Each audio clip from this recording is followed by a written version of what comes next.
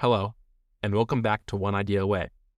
I'm Hayden, and today we'll be talking about how success, money, and freedom aren't always the same thing, and why separating them into separate ideas might be one of the most useful mental shifts you can make for your life. Lately, I've been stuck on this question of what we're actually optimizing our lives for, because it's really easy to say that you want success, or you want money, or that you want freedom, without ever stopping to define what those words even mean to you. And when you don't define those words to yourself, you usually end up chasing someone else's version of success. I've been spending a lot of time with the ideas from the Almanac of Naval Ravikant, and what stood out to me from his book isn't that he talks about getting rich. It's about how he separates money from wealth. Money is something that you earn. Wealth is what lets you decide how you spend your own time. And once you notice that difference, it's revolutionary. There are many people who make good money but have almost no control over their lives. Their schedules are packed, they're constantly under stress, and they have no freedom because they have to work to fit some deadline. Wealth, at least the way that Naval frames it, isn't about luxury or flexing. It's about autonomy. It's about waking up and not immediately feeling owned by your calendar. It's about having enough money to buy time. Most of us are taught a really simple formula growing up. Work harder, get more. Put in more hours, be more disciplined, and success will follow you.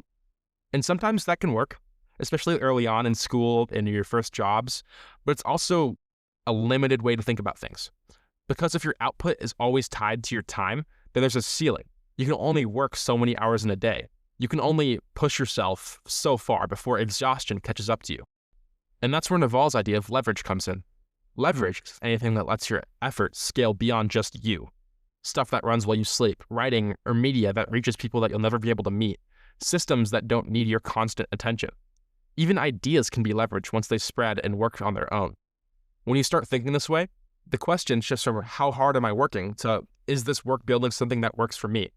That distinction changed how I think about effort, because effort isn't the same as progress. You can be busy and still be going nowhere.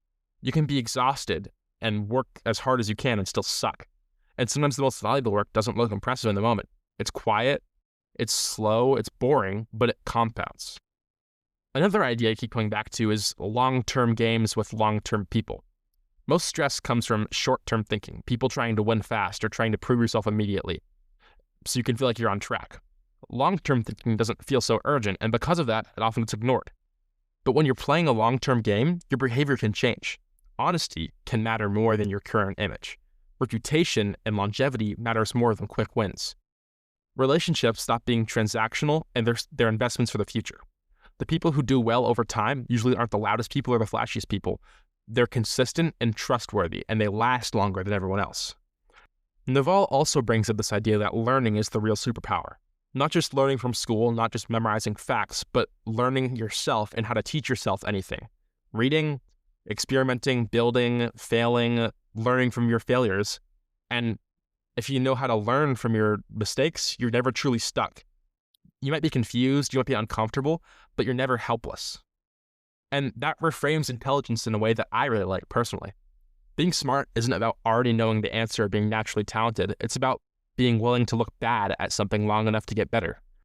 That's hard in environments where people feel like they're constantly being judged, but the people who grow the fastest are usually the ones who aren't afraid of being beginners and being judged.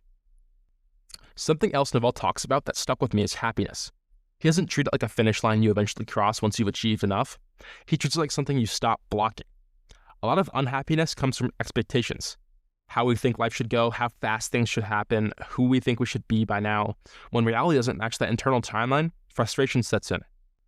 Comparing yourself to other people makes things much worse. Social media turns everyone else's highlight reel into your reference point. You start measuring your work in progress against someone else's best moment, and that's a losing game every time. His idea is that happiness increases when you stop outsourcing your self-worth to people that you are not.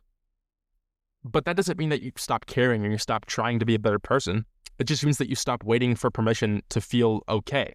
You do the work because it matters, not because you're hoping it'll finally make you the person you want to be. One idea that really challenged me in his almanac is the thought that most people are chasing the wrong scorecard.